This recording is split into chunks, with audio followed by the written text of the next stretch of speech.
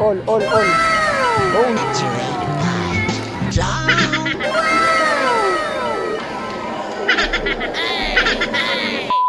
Dahil sa sobrang espesyal ang araw na ito, no, kami ay lumabas at pumunta kami sa Ayala Mall Circuit Makati. Pero bago yan, nagpicture muna kami dito sa big Christmas tree ng Ayala Malls. At ito na ang unang nangyari sa aming pamamasyal, no, kapag may mga pango na nagsama-sama at nagkasundo sa isang gawain, hindi pangongopya ang tawag dyan. Pero kapag may mommy na gustong udyukan ang kanyang mga anak na gawin ng isang bagay, ang tawag dyan ay pangoongonsinti. Na-enjoy naman nila ang pangongonsinti ng kanilang mommy, pero suddenly,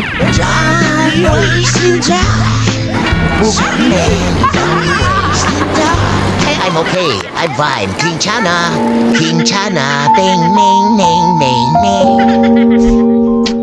Kumenahan rasa sakit. Rasa sakit. ayun na nga, at nabasa nga si kuya dahil hindi niya napansin yung tubig na parating sa kanya. At kita niyo to, gusto pang magpakabasa itong bunso na to at gustong subukan kung ano bang feeling na nabasa, no? So sa part na yan, na-enjoy naman nila yung pagtatampisaw dyan sa tubig na yan, no? So pero syempre kailangan ingatan pa natin yung mga bata dahil madulas po yung floor. Okay? At naglakad-lakad na nga kami para humanap ng damit ni kuya dahil nabasa siya. Kita niyo naman tong bunso na to, talaga may pinagmanahan. O yan, kita niyo yan, zombie walk yan. Kita niyo yung kuya niya, kahit basang-basa na, talagang kulit pa rin. Outfit check! At ito na nga. At sinimulan na lang ang pumili ng t-shirt. At alam niyo ba na almost 1 hour kaming naghanap ng t-shirt na yan. At syempre ito si Bunso, nakita niya itong solar system na t-shirt. Number 1 love niya yung solar system, kaya pinili niya. Dahil sa tagal ngang pumili ng t-shirt nitong mga kids na to, sabi ko nga sa mami nila, siya na lang ang mamili para sa kanila. At ito na nga yung napili niya, dalawang magkaparehas. Dapat kapag binilihan mo si kuya, dapat meron din ang bunso. O kita niyo, sasayaw pa yan. Manang-mana nga kay daddy, kita niyo, make face pa. At dahil dyan, agad nga kami pumunta sa cashier para makapagbayad kami ng cash at mabisa namin kaagad yung dalawang ito. Sobra pala nakuha ng mami niya, kaya isinoli namin ni Bunso yung sobrang t-shirt at may request siya. Sa train. Sa train, bakit? Later, antayin natin sila mami. Ayun na nga, dahil wala pa si mami, hindi kami po pwedeng pumunta kahit saan. At syempre, ito na naman po tayo. Outfit check muna tayo. Kulitan tayo muna with Bunso.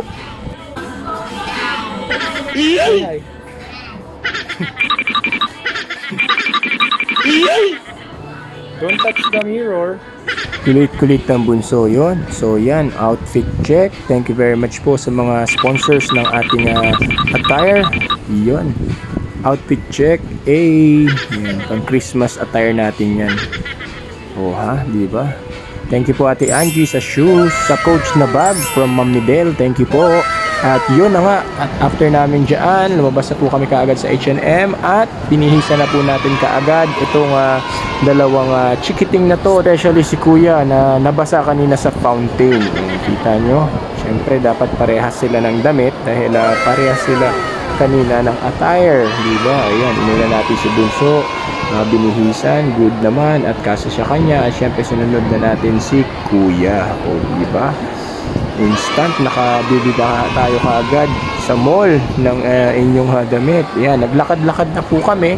At sa paglakad-lakad namin, nakita namin itong smoking ball dito. At syempre, curious. Tinry lang natin yung medium, no? 10 pieces na smoking ball. Smoking balls. Oh no! Oh no! It's hot! Hot ba? Gusto ko namig.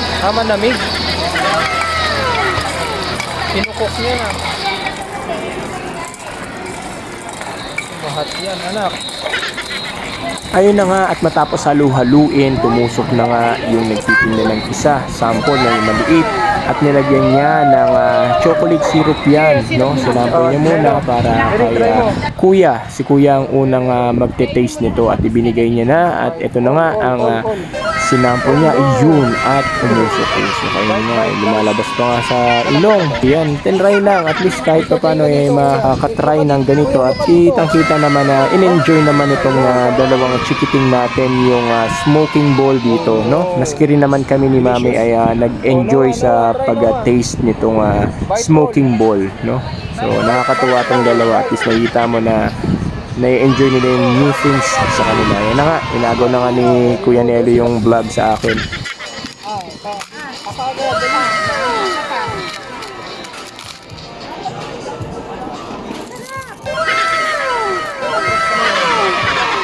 Ayun, nakita nyo naman, hinarap na namin yung camera at makita ninyo si Bunso wala dyan. Itinbay nyo na lang isang beses.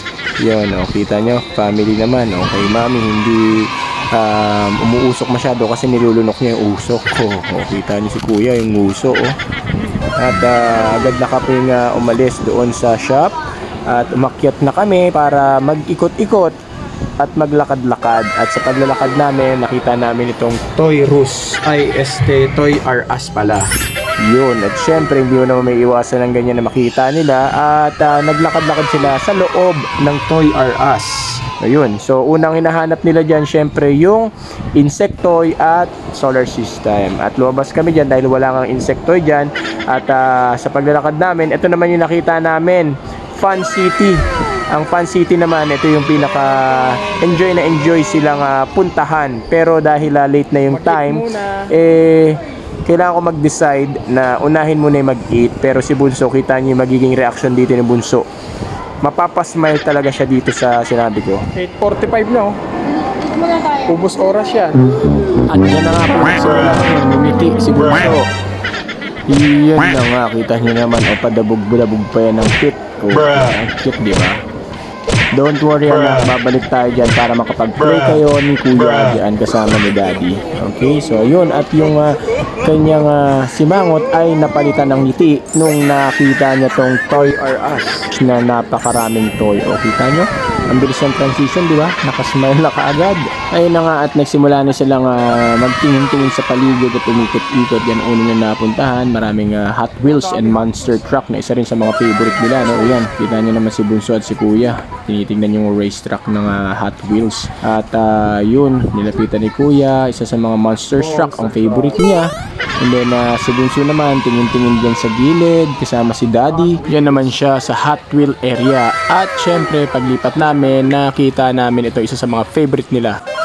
Jellyfish. No, this one, Galaxy.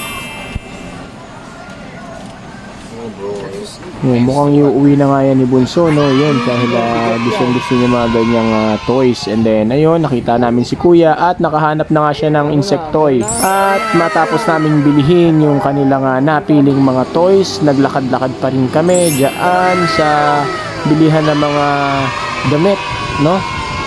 Mukhang sale dito. May mga tigo 100 to 180 na mga damit ng mga bata. And then sa kabilang side naman, merong 150 to 350. Ang dami niyan. At syempre, nakakagutom na kaya nag-decide na kaming bumaba at naghanap-hanap ng aming makakainan. At sa puntong yan, talagang gutom na sila. Ako din.